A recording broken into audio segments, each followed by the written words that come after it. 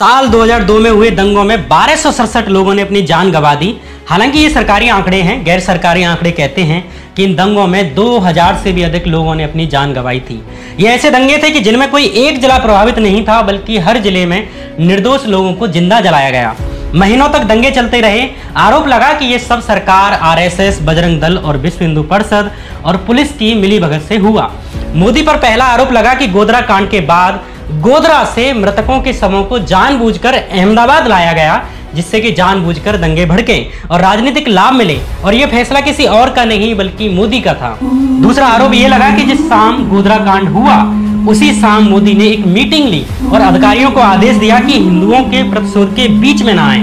तीसरा आरोप अहमदाबाद की गुलबर्ग सोसाइटी को लेकर लगा, जिसमें 69 मुस्लिमों, महिलाओं और बच्चों को जिंदा जला दिया गया। आरोप ये कि सुबह ही कॉल करने के बावजूद स्थानीय पुलिस जानबूझकर इस सोसाइटी को बचाने के लिए नहीं पहुंची। चौथा आरोप ये लगा कि पुलिस कंट्रोल रूम में मोदी के 2 मंत्री जाकर बैठ गए, जिन्होंने पुलिस के काम को प्रभावित किया। पांचवा आरोप ये लगा कि गुलबर्ग सोसाइटी में रहने वाले कांग्रेस के पूर्व सांसद एहसान जाफरी ने मोदी को भी फोन किया था और बताया था कि एक उग्र भीड़ ने उनकी सोसाइटी को घेर लिया है, लेकिन मुख्यमंत्री ने कोई मदद नहीं की, उल्टा उन्हें गालियां दी। इसके बाद हुए नरसंहार में दंगाइयों ने गुलबर्ग सोसाइटी में 69 मुस्लिमों को मार डाला। साथ ही एहसान जाफरी को भी उनके हाथ काट डालने के बाद जिंदा जला दिया। छठवां आरोप यह लगा कि अहमदाबाद की नरोदा पाटिया नामक जगह को लेकर कि यहां हुए नरसंहार में 97 मुस्लिमों की हत्या कर दी, जिसमें कि अधिकतर महिलाएं थीं, जिन्हें रेप करने के बाद जिंदा जलाया गया, लेकिन जानबूझकर पुलिस ने दंगाइयों को नहीं रोका। सातवां आरोप यह कि जिस दिन गोधरा कांड हुआ मुख्यमंत्री उसी दिन गोधरा पहुंचे, लेकिन उसके अगले दिन जब नरोदा पाटिया नरसंहार हुआ, गुलबर्ग सोसाइटी में नरसंहार हुआ, तो मोदी वहां पीड़ितों से मिलने के लिए नहीं पहुंचे। आठवां आरोप यह लगा कि मोदी ने दंगों को रोकने की बजाय ऐसे बयान दिए जिनसे कि गुजरात और अधिक दिन तक जलाया जाता रहा। नौवां आरोप यह लगा कि उन्होंने जानबूझकर आर्मी को लेट बुलाया, जबकि केंद्र में भी भाजपा की ही सरकार थी। 10वां आरोप यह कि जब दंगों के बारे में अदालत में सुनवाई हुई तो निष्पक्ष सरकारी वकीलों की जगह विश्व हिंदू परिषद और आरएसएस के लोगों को सरकारी वकील बनाया गया, जिनकी बदौलत दंगाइयों को जमानत दिलवाई गई। 11वां आरोप यह लगा कि जिन अधिकारियों ने दंगाइयों को रोकने की कोशिश की उनके ट्रांसफर कर दिए गए, पुराने केस खुलवाए गए, और जिन्होंने दंगे होने दिए और मोदी के समर्थन में बयान दिए उन्हें प्रमोशन दिए गए, पोस्ट रिटायरमेंट नियुक्तियां दी गई। 12वां आरोप यह लगा कि जांच एजेंसियों ने जानबूझकर असली गवाहों की बात नहीं सुनी, बल्कि आरोपियों की बातों को ही सच मानकर मोदी को क्लीन चिट दे दी। ऐसे तमाम आरोप गुजरात के मुख्यमंत्री को लेकर लगे, उनके मंत्रियों पर लगे।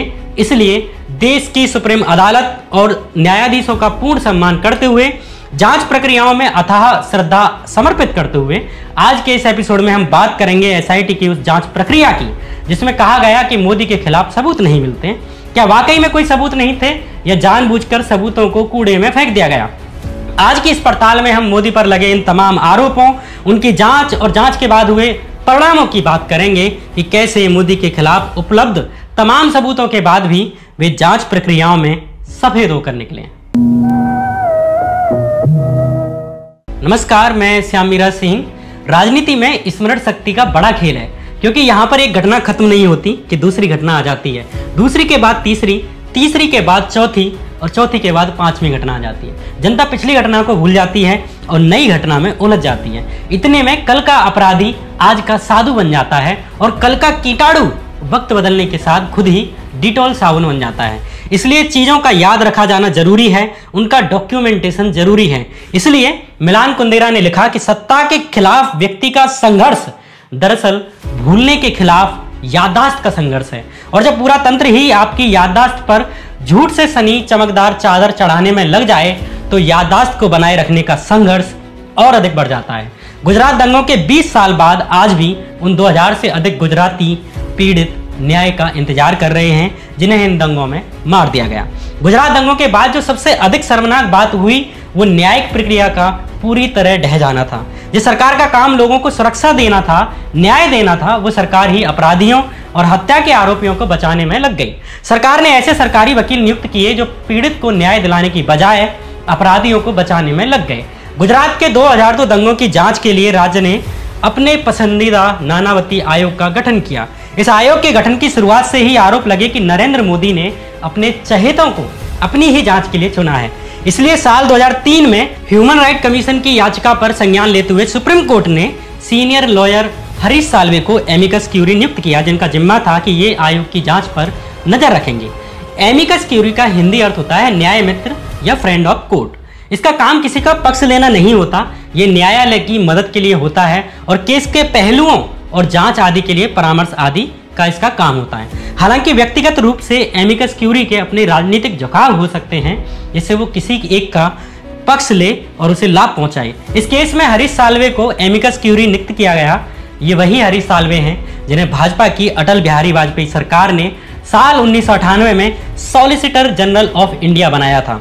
हरीश साल्वे को भाजपा सरकार के नजदीक का आदमी माना जाता है। तहलका मैगजीन ने तो इसे लेकर एक पर्दाफाश भी किया था और एक स्टिंग ऑपरेशन करके उनके वे ईमेल निकाल डाले जिनमें कि उन्होंने साबित किया कि हरीश साल्वे बड़े उद्योगपतियों और गुजरात सरकार के बीच में डील किया करते हैं। तहलका मैगजीन ने यह बड़ा सवाल किया कि जो हरीश साल्वे मोदी सरकार के साथ कॉरपोरेट की लॉबिंग करते हैं, जिनके मोदी और भाजपा से इतने अच्छे संबंध हैं, वे कैसे इतने संवेदनशील मामले में निष्पक्ष बने रह सकते हैं, जिसमें कि आरोप खुद मोदी पर है।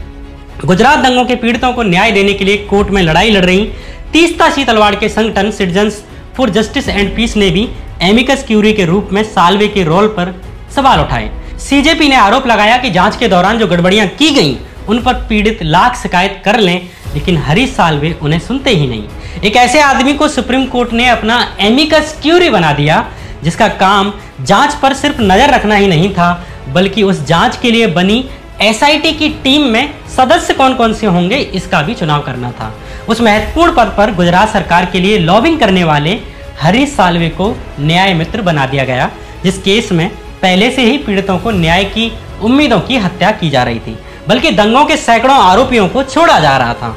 हरीश साल्वे और एसआईटी की टीम के सदस्यों पर लौटेंगे, जिसने मोदी को क्लीन चिट दी। उससे पहले गुजरात में चल रही जांच के तौर तरीकों पर नजर मारते हैं। गुजरात दंगों के बाद गुजरात में जांच और न्यायिक प्रक्रिया को ऐसे कुचला जा रहा था कि दंगों से जुड़े एक मामले में सुप्रीम कोर्ट को वो केस गुजरात से बाहर महाराष्ट्र में शिफ्ट करना पड़ा, क्योंकि दंगों के कुछ दिन के भीतर ही सभी दंगे के आरोपियों को बाइज्जत बरी कर दिया गया। इस बहुचर्चित और शर्मनाक मामले का नाम है बेस्ट बेकरी मामला, जिसे सुप्रीम कोर्ट को गुजरात से मुंबई ट्रांसफर करना पड़ा।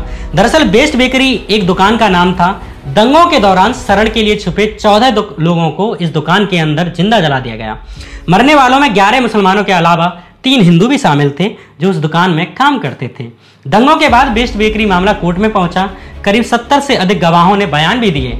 इस नरसंहार का आरोपी लोकल भाजपा विधायक था, लेकिन कुछ ही दिन के बाद इस मामले में जिन लोगों ने गवाही दी थी, उन्होंने कोर्ट में अपने बयान बदल दिए। इस मामले की मुख्य गवाह जाहिरा शेख ने भी अपने बयान बदल लिए, जिसके खुद के परिवारीजनों को इस कांड में जान गंवानी पड़ी थी। इसके अलावा गवाहों के बयानों को लिखते समय इतनी गलतियां की गईं कि मामला कोर्ट में टिका ही नहीं और 27 जून 2003 के दिन सभी 21 आरोपियों को रिहा कर दिया गया, ये कहते हुए कि सबूत नहीं मिले। चारों तरफ इस मामले की आलोचना हुई। बाद में गवाहों ने बताया कि उन्हें लोकल भाजपा विधायक जान से मारने की धमकियां दे रहा था, जो खुद बेस्ट बेकरी कांड में दंगों का आरोपी था।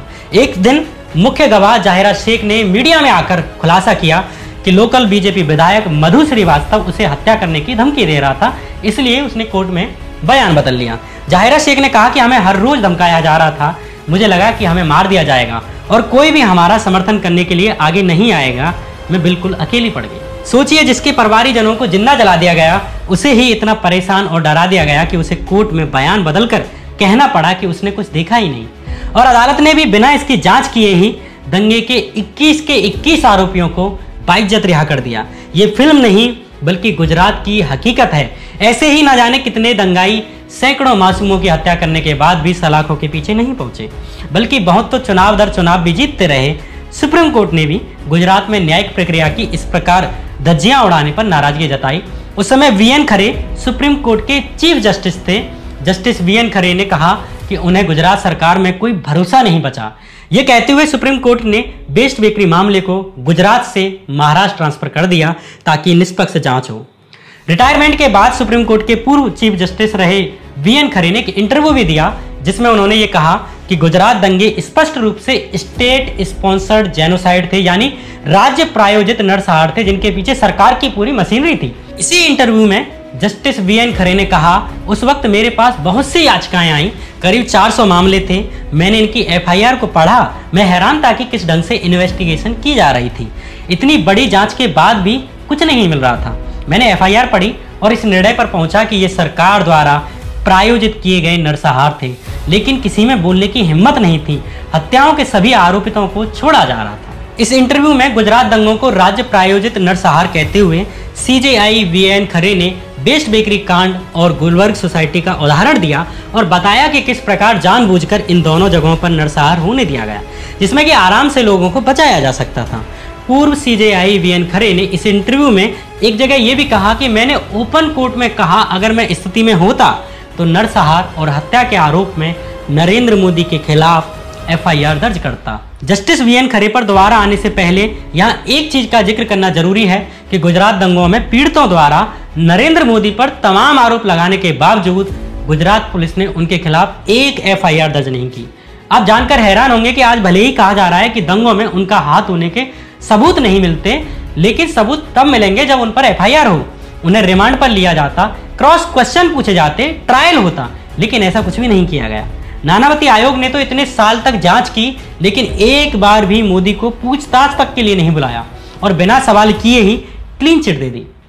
एक इंटरव्यू में जब जस्टिस नानावती से यह पूछा गया कि आपने नरेंद्र मोदी को एक बार भी पूछताछ के लिए नोटिस क्यों नहीं भेजा, तो उन्होंने कहा कि उन्हें लगा ही नहीं कि मोदी को नोटिस भेजें। गुजरात दंगों की पूरी जांच में मोदी से सिर्फ एक बार पूछताछ की गई, वो भी साल 2010 में, वो भी सुप्रीम कोर्ट द्वारा गठित एसआईटी के द्वारा। इसके बारे में आगे और डिटेल में बताऊंगा। फिलहाल वापस बेस्ट बेकरी मामले पर लौटते हैं, जैसे कि सुप्रीम कोर्ट ने गुजरात सरकार पर अविश्वास जताते हुए महाराष्ट्र ट्रांसफर कर दिया था। इस मामले में बाद में 21 आरोपियों में से 9 को उम्र कैद की सजा मिली, जबकि इन्हीं आरोपियों को गुजरात में बाइज्जत बरी कर दिया गया था। जब इस मामले को गुजरात से महाराष्ट्र शिफ्ट किया गया तो उस वक्त के चीफ जस्टिस सीजेआई वीएन खरे ने एक महत्वपूर्ण बयान दिया था, जो इस केस के अलावा गुजरात दंगों के बाकी सभी मामलों की जांच में हुए फर्जीवाड़े को भी समझने में मदद करेगा। जस्टिस वीएन खरे ने कहा कि पब्लिक प्रोसिक्यूटर यानी कि सरकारी वकीलों, जिनका काम किसी की साइड लेना नहीं होता बल्कि ये सुनिश्चित करना होता है कि न्याय होना चाहिए, उन्होंने बचाव पक्ष के वकीलों की तरह काम किया। मोटा माटी सुप्रीम कोर्ट ने कहा कि पीड़ितों का साथ देने के बजाय सरकारी वकीलों ने आरोपियों का साथ दिया, जिन पर की निर्मम हत्याओं के गंभीर आरोप लगे हुए थे। यहाँ यह बताना जरूरी है कि जिला न्यायालयों में पब्लिक प्रोसिक्यूटर्स यानी कि सरकारी वकीलों की नियुक्ति राज्य सरकार करती है। बेस्ट बेकरी केस में जिस सरकारी वकील रघुवीर पांड्या की संदिग्ध भूमिका पर सुप्रीम कोर्ट ने सवाल उठाया और कड़ी फटकार लगाई, वो रघुवीर पांड्या वडोदरा नगर निगम के चुनाव में भाजपा के समर्थन से चुनाव भी लड़ चुका था। वैसे में कैसे कह सकते हैं कि सरकारी वकीलों ने निष्पक्षता की होगी। पब्लिक प्रोसिक्यूटर्स जैसे महत्वपूर्ण पद पर, जिस पर कि काम करना न्याय दिलाना होता है, उस पर एक न्यूट्रल आदमी का होना जरूरी है। लेकिन गुजरात सरकार ने पब्लिक प्रोसिक्यूटर्स के पदों पर pro BJP, RSS, Bajrang Dal और बीएचपी वाले लोगों को नियुक्त किया, जिसका असर लोकल अदालतों में गुजरात दंगों की सुनवाई पर हुआ। वे लोग जिन्होंने गुजरात में अपनों को खो दिया, उन्हें भी न्याय नहीं मिला और अपराधी आसानी से छूटते रहे, जैसा कि खुद सुप्रीम कोर्ट के जस्टिस वीएन खरे ने कहा था। सरकारी वकीलों के पद पर आरएसएस विश्व हिंदू परिषद के लोगों की नियुक्ति को लेकर साल 2000 टाइम्स ऑफ इंडिया ने भी एक रिपोर्ट की थी। इस रिपोर्ट के अनुसार चेतन शाह नाम के एक वकील को अहमदाबाद सेशन कोर्ट में चीफ पब्लिक प्रोसिक्यूटर यानी कि मुख्य सरकारी वकील बनाया गया था। चेतन शाह उस विश्व हिंदू परिषद का घोर समर्थक था जिस पर की दंगे के आरोप लगे हुए थे। मुख्य सरकारी वकील बनने से पहले ही चेतन शाह ने दंगों और आगजनी के 100 से अधिक आरोपियों को जमानत दिलवाई थी। उसे ही अहमदाबाद सेशन कोर्ट में मुख्य सरकारी वकील बना दिया गया, जहां दंगों से जुड़े 950 से अधिक मामले सुनवाई के लिए आने थे। जिस चेतन शाह ने सैकड़ों दंगों के आरोपियों को जमानत दिलवाई थी, अब चीफ पब्लिक प्रोसिक्यूटर होने के नाते उसको डिसाइड करने का हक मिल गया कि किस मामले में कौन सा अधीनस्थ या कौन की जूनियर सरकारी वकील हैंडल करेगा। सोचिए, जिस विश्व हिंदू परिषद पर सैकड़ों लोगों को जलाने, हत्याएं करने के आरोप हों, अब उसके ही समर्थकों पर गुजरात सरकार ने जिम्मेदारी दे दी कि पीड़ितों को न्याय मिले। अगर इस पूरी प्रक्रिया को जुडिशियल फ्रॉड ना कहें तो क्या कहें। बड़ोदरा में संजय व्यास असिस्टेंट पब्लिक प्रोसिक्यूटर बनाया गया, जो कि विश्व हिंदू परिषद के शहर अध्यक्ष अजय जोशी का भांजा था। इसी तरह दूसरे assistant public prosecutor Dwarkesh Haribhakti और जेपी भट्ट, ये सब भी भाजपा और विश्व हिंदू परिषद के समर्थक थे। जिस गुलबर्ग सोसाइटी में एहसान जाफरी समेत 69 मुस्लिमों, महिलाओं और बच्चों को जिंदा जला दिया गया, उस गुलबर्ग सोसाइटी के भी पब्लिक प्रोसिक्यूटर वीपी अत्रे भाजपा और आरएसएस के समर्थक थे। इसी तरह का जुडिशियल फ्रॉड सरदारपुरा मामले में किया गया, जिसमें कि 29 लोगों को एक कमरे में बंद करके तेजाब से हमला किया गया और एक लोहे की रॉड में बिजली का तार जोड़कर 29 लोगों को करंट से मार डाला गया। यहां भी पुलिस बचाने नहीं आई। इस मामले में भी मुख्य आरोपी बजरंग दल का कार्यकर्ता चंद्रकांत था। और आपको जानकर शायद हैरानी हो और शायद हैरानी ना भी हो, लेकिन इस सरदारपुरा मामले में भी special public prosecutor Dilip Trivedi को बनाया गया, जो कि विश्व हिंदू परिषद और आरएसएस के बैकग्राउंड से आता था। अब सोचिए कितनी निष्पक्षता के साथ इन लोगों ने इस नरसंहार में मारे गए लोगों को न्याय दिलाया गया होगा। सुप्रीम कोर्ट द्वारा नियुक्त जांच एजेंसी एसआईटी ने भी 2010 में जारी की अपनी प्राइमरी रिपोर्ट में भी पब्लिक प्रोसिक्यूटर्स द्वारा दंगाइयों को रिहा कराने की बात का खुलासा किया था। एसआईटी गुजरात दंगों के 9 बड़े मामले जैसे कि गुलबर्ग सोसाइटी मामला, सरदारपुरा मामला, बेस्ट बेकरी मामला, नरोदिया पाटिया मामला, इन मामलों की जांच कर रही थी।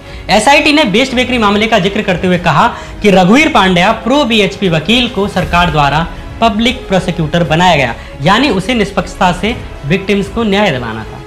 पांड्या ने बेस्ट बेकरी मामले में ट्रायल कंडक्ट किए, जिसके परिणाम स्वरूप सभी 21 आरोपियों को रिहा कर दिया गया।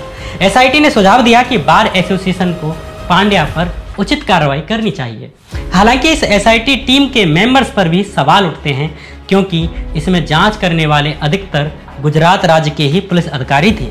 यहाँ ये बताना जरूरी है कि किसी मामले में जिस वरिष्ठ वकील को अदालत अपना एमिकस क्यूरी या न्याय मित्र बनाती है, जिसका काम उस मामले पर कोर्ट को सलाह देने का होता है, आवश्यक जानकारियां देने का होता है, उसी की जिम्मेदारी होती है कि जांच एजेंसी एसआईटी के काम पर कैसे नजर रखनी है और इस एसआईटी में सदस्य कौन कौन होंगे, ये काम एमिकस क्यूरी के द्वारा किया जाता है। साल 2009 में गुजरात दंगों की फिर से जांच करने के लिए जब सुप्रीम कोर्ट द्वारा एसआईटी का गठन किया गया, तो हरीश साल्वे को एमिकस क्यूरी बनाया गया था, जिनके बारे में मैं पहले ही बता चुका हूँ। बिना केवल भाजपा के करीबी थे, बल्कि गुजरात सरकार के लिए कॉरपोरेट लॉबिंग करते थे। वैसे में कन्फ्लिक्ट ऑफ इंटरेस्ट के बाद भी हरीश साल्वे ने ही एसआईटी के सदस्यों का चुनाव किया, जिनकी जिम्मेदारी गुजरात दंगों की दोबारा से जांच करने की थी। हरीश साल्वे पर तहलका मैगजीन से बात करते हुए तीस्ता सीतलवाड़ ने कहा, एसआईटी की टीम में गुजरात पुलिस के अधिकारियों को शामिल किया गया, जबकि हमने एसआईटी की टीम गठित करते समय पीड़ितों की तरफ से निवेदन किया कि एसआईटी जांच की टीम में सिर्फ उन लोगों को सदस्य बनाया जाए जिनका अतीत किसी विचारधारा, संगठन या पार्टी की तरफ झुकाव का नहीं रहा हो। गुजरात पुलिस के ऐसे अफसर जिनका इतिहास न्यूट्रलिटी का रहा है, उन्हें एसआईटी की टीम में शामिल किया जाए। लेकिन एमिकस क्यूरी यानी हरीश साल्वे ने बिना पीड़ितों और हमसे कंसल्ट किए ही गुजरात सरकार द्वारा भेजे गए नामों को ही एसआईटी में शामिल किया। हमने इस पर आपत्ति जताई और अन्य नाम सुझाए, लेकिन कुछ नहीं हुआ। भले ही सुप्रीम कोर्ट ने सीबीआई के डायरेक्टर आर.के. माधवन को एसआईटी का हेड बनाया, लेकिन जांच करने वाली इस टीम में 3 महत्वपूर्ण सदस्य गुजरात पुलिस से लिए गए थे। एक आईजी आशीष वाटिया, एक आईपीएस गीता जौहरी और एक शिवानंद झा। ये वो 3 सदस्य थे जिनका काम सीधे जमीन पर जांच करने का था। इसके अलावा एसआईटी की पूरी सहायक टीम, कांस्टेबल से लेकर इंस्पेक्टर और इंस्पेक्टर से लेकर डिप्टी एसपी तक की पूरी सहायक टीम गुजरात पुलिस की थी, जिन्होंने वास्तव में ग्राउंड पर जाकर जांच की, जिनका काम आरोपियों से पूछताछ और गवाहों का एग्जामिनेशन करना था। ये सब उस गुजरात पुलिस से आते थे जिसके बड़े अधिकारियों पर आरोप था कि सरकार, मंत्रियों, विधायकों, आरएसएस और विश्व हिंदू परिषद के दबाव में इन लोगों ने दंगों में निष्क्रियता निभाई। अब उन्हीं लोगों का काम सुप्रीम कोर्ट द्वारा गठित एसआईटी की टीम के लिए जांच करने का था। यानी अदालत से लेकर जमीनी जांच तक, थाने से लेकर मंत्रालय तक जांच की जिम्मेदारी उन लोगों को दी गई जिन पर दंगों के आरोप थे। एसआईटी की टीम में शामिल गीता जौहरी पर सुप्रीम कोर्ट ने पहले भी सोहराबुद्दीन शेख फर्जी एनकाउंटर मामले में एक सख्त टिप्पणी की गई थी और मामले की जांच को राज्य की सीआईडी से लेकर केंद्र की सीबीआई को सौंप दिया था। आईपीएस अधिकारी गीता जौहरी सोहराबुद्दीन शेख फर्जी एनकाउंटर मामले में मुख्य जांचकर्ता थी, जिसकी जांच करने की भूमिका पर सुप्रीम कोर्ट बहुत पहले ही सवाल उठा चुका था। अब उसे ही हरीश साल्वे ने एसआईटी का सदस्य बना दिया, जिसे कि गुजरात दंगों की जांच करनी थी। बाद में जब सुप्रीम कोर्ट में एसआईटी के सदस्यों के व्यवहार को लेकर सवाल उठाए जाने लगे, तो सुप्रीम कोर्ट ने अप्रैल 2010 में ऑर्डर दिया कि आईजी आशीष भाटिया और आईपीएस अधिकारी गीता जौहरी को एसआईटी की टीम में बाहर किया जाए। लेकिन कमाल की बात यह है कि जब इन 2 सदस्यों के रिप्लेसमेंट की बात आई तब भी हरीश साल्वे ने पीड़ितों के सुझाव को नहीं सुना और अन्य सदस्यों की नियुक्ति कर दी। सीतलवाड़ का कहना है कि हमने जनवरी 2010 में डिटेल में पत्र लिखकर बताया कि कैसे गुजरात में जांच के नाम पर एसआईटी के द्वारा फर्जीवाड़ा किया जा रहा है, लेकिन अमिकस क्यूरी हरीश साल्वे ने एक न सुनी।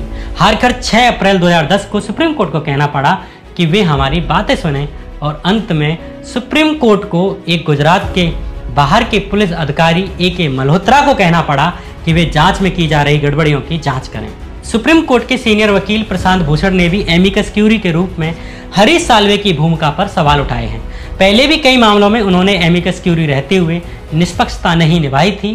कुल मिलाकर जांच करने वाले निचले अधिकारियों से लेकर एसआईटी के सदस्यों में गुजरात पुलिस का हस्तक्षेप रहा, जिस पर कि सीधा सीधा कंट्रोल गुजरात सरकार का है।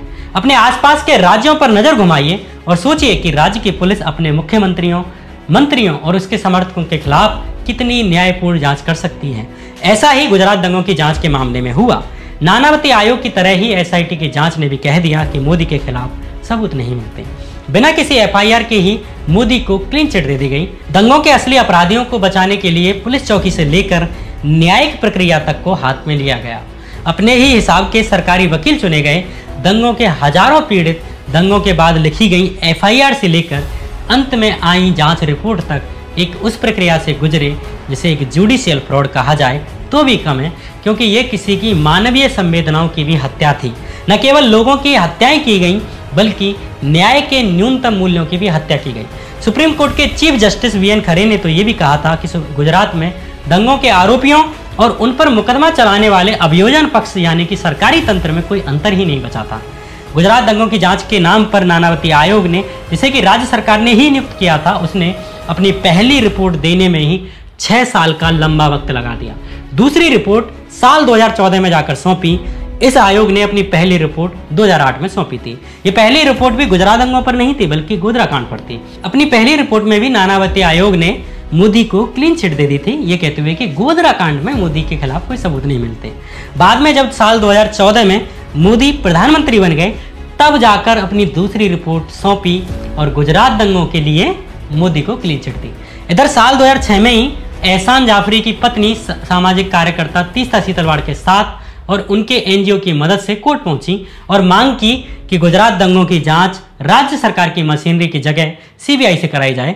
उन्होंने मोदी और अन्य 60 से अधिक लोगों पर तथ्यों के साथ आरोप लगाया कि इन लोगों ने प्लानिंग के तहत गुजरात दंगे कराए और होने दिए, इसलिए इनकी भूमिका की जांच हो। लेकिन लोकल अदालत और गुजरात हाई कोर्ट ने जाकिया जाफरी की एक बात न सुनी। अंत में साल 2008 में सुप्रीम कोर्ट ने उनकी याचिका स्वीकार कर ली और एसआईटी के गठन का आदेश दिया। इस एसआईटी का हेड सीबीआई के पूर्व डायरेक्टर आर.के. माधवन को बनाया गया, जिन्हें बाद में मोदी ने रिटायरमेंट के बाद में साइप्रस देश में भारत का हाई कमिश्नर नियुक्त किया। माधवन के अलावा बाकी सदस्यों की नियुक्ति कैसे हुई, कैसे हरीश साल्वे ने की, इसके बारे में हम पहले ही बता चुके हैं। अपनी साल 2012 की क्लोजर रिपोर्ट में इस एसआईटी की टीम ने मोदी को क्लीन चिट दे दी। जाकिया जाफरी जो पहले से ही कह रही थी कि इन्वेस्टिगेशन में फ्रॉड चल रहा है, उन्होंने इस रिपोर्ट के खिलाफ गुजरात की लोकल अदालत में एक याचिका डाली कि वो इस रिपोर्ट को स्वीकार ना करें, लेकिन मेट्रोपॉलिटन मजिस्ट्रेट के द्वारा इस याचिका को रद्द कर दिया गया और एसआईटी की फाइनल रिपोर्ट को एक्सेप्ट कर लिया गया। जाकिया फिर हाईकोर्ट पहुंच गई, लेकिन वहां भी साल 2017 में उनकी याचिका को रद्द कर दिया गया। साल 2018 में मृतक एहसान जाफरी की बुजुर्ग विधवा जाकिया जाफरी सुप्रीम कोर्ट पहुंची। कुछ दिन इस मामले पर सुनवाई हुई, लेकिन बीते 24 जून 2022 को सुप्रीम कोर्ट ने भी जाकिया जाफरी की याचिका को रद्द करते हुए एसआईटी की रिपोर्ट पर अपनी मोहर लगा दी। साथ ही सुप्रीम कोर्ट ने एक ऐसा भी बयान दिया जिससे न्याय की उम्मीद करने वालों को गहरा दुख पहुंचा। सुप्रीम कोर्ट ने कहा कि सामाजिक कार्यकर्ता तीस्ता सीतलवाड़ जाकिया जाफरी की भावनाओं का इस्तेमाल अपने लिए कर रही हैं। सुप्रीम कोर्ट की इस टिप्पणी के बाद अगले ही दिन तीस्ता सीतलवाड़ को गुजरात पुलिस ने अरेस्ट कर लिया। फिलहाल तीस्ता जेल में है, लेकिन कमाल की बात है कि न्याय को कुचलने वाले आज संवैधानिक पदों पर हैं, लेकिन न्याय के लिए लड़ने वाले जेल में हैं। न्याय की आस में 20 साल तक कानूनी लड़ाई लड़ने वाली जाकिया जाफरी को इस देश की न्याय व्यवस्था से आखिर क्या मिला? इन बूढ़ी आंखों का तापमान महसूस करने की जरूरत है, ये आंखें हिंदू हो या मुसलमान हो, क्या फर्क पड़ता है। अपने अगले एपिसोड में और शायद गुजरात दंगों से जुड़ी इस सीरीज के अपने आखिरी एपिसोड में हम मोदी और उनकी सरकार पर लगे आरोपों की पड़ताल करेंगे कि संजीव भट्ट के उस आरोप में कितनी सच्चाई है जिसमें उन्होंने कहा था कि मोदी ने एक मीटिंग में अधिकारियों को कुछ विशेष निर्देश दिए थे। इस आरोप की भी पड़ताल करेंगे कि जाकिया जाफरी के पति एहसान जाफरी ने जब मरने से पहले मोदी को कॉल किया तो उन्होंने क्या कहा। बात करेंगे उन हरेन पांड्या की भी जो गुजरात के गृह मंत्री रहे थे और मोदी के खिलाफ गुजरात दंगों को लेकर दिए बयान के बाद जिनकी संदिग्ध परिस्थितियों में हत्या कर दी गई, और उन अधिकारियों की भी बात करेंगे जिन्होंने दंगों को रोकने की कोशिश की, निर्दोष लोगों को बचाने की कोशिश की और अंत में उन्हें सजा मिली। उन अधिकारियों का इतिहास भी टटोलेंगे जो दंगों में शामिल रहे और बाद में हुजूर से इनाम पाए। गोधरा कांड और गुजरात दंगों की पड़ताल पर अपनी सीरीज का ये तीसरा एपिसोड था। इससे पहले 2 एपिसोड बनाए जा चुके हैं जो गोधरा कांड और नरोदा पाटिया नरसंहार पर गहरी पड़ताल करते हैं। इन वीडियोज की लिंक कमेंट बॉक्स में मिल जाएगी। तब तक के लिए नमस्कार।